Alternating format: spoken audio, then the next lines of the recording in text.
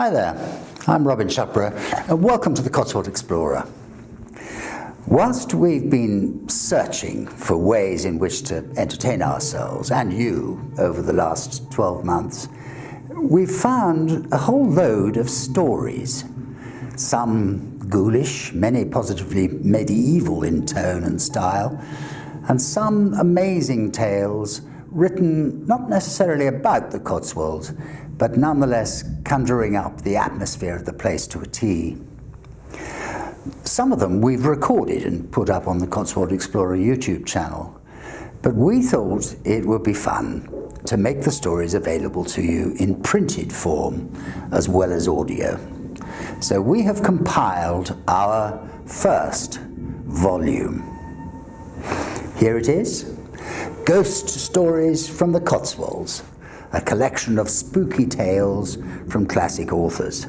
It contains the story of the headless ghost of Chavenage House, a wonderful short story by Saki called The Reticence of Lady Anne. I'll read you a short excerpt. The silence continued. As a rule, Lady Anne's displeasure became articulate and markedly voluble after 4 minutes of introductory muteness. Egbert seized the milk jug and poured some of its contents into Don Tarquinio's saucer. As the saucer was already full to the brim, an unsightly overflow was the result. Don Tarquinio looked on with a surprised interest that evanesced into elaborate unconsciousness when he was appealed to by Egbert to come and drink some of the spilt matter. Don Tarquinio was prepared to play many roles in life, but a vacuum carpet cleaner was not one of them.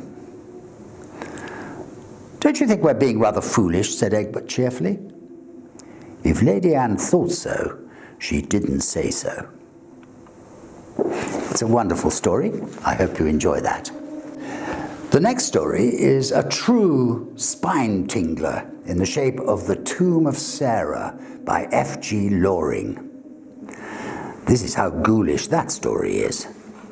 This afternoon, I asked the rector as a favour to assist me in lifting the temporary cover that was on the tomb, giving as an excuse the reason that I wished to obtain a portion of the curious mortar with which it had been sealed.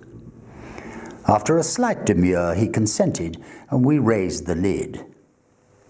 If the sight that met our eyes gave me a shock, at least it appalled Grant. "Great God!" he exclaimed, "the woman is alive!" And so it seemed for a moment. The corpse had lost much of its starved appearance and looked hideously fresh and alive. It was still wrinkled and shrunken, but the lips were firm and of the rich red hue of health. The eyes, if possible, were more appalling than ever, though fixed and staring. At one corner of the mouth, I thought I noticed a slight dark-coloured froth. Next comes The Peace of Mosel Barton, also by Saki, which describes brilliantly the Cotswold villages of my youth, with startling accuracy, but with a decidedly spooky twist. We then have the tale of a gruesome fratricide in 822 AD, punished by a supernatural force, related by Herbert Evans, our invaluable travelling companion from the beginning of the 20th century. Another Saki story about a werewolf named Gabriel Ernest. And finally, the mythical explanation for the standing stones at Chastleton House. You can find out how to buy this little volume by visiting our website, www.thecotswoldexplorer.co.uk, and we hope you'll enjoy it. We've really enjoyed making it.